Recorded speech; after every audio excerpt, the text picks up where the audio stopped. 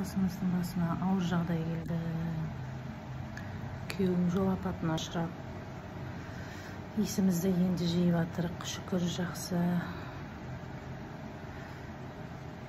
Областной больницада жатыр.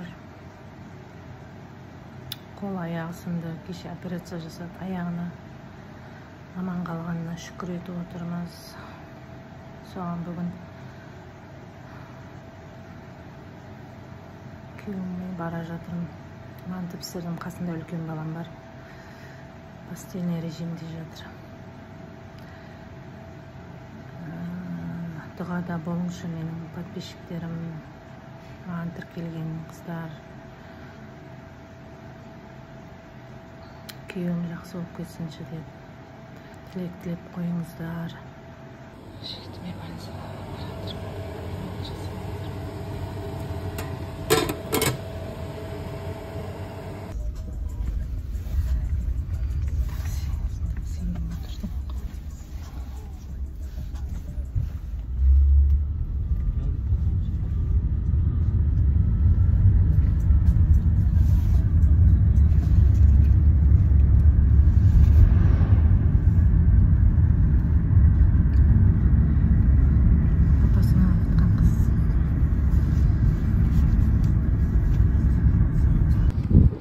Областной больницаға келе жатырмыз.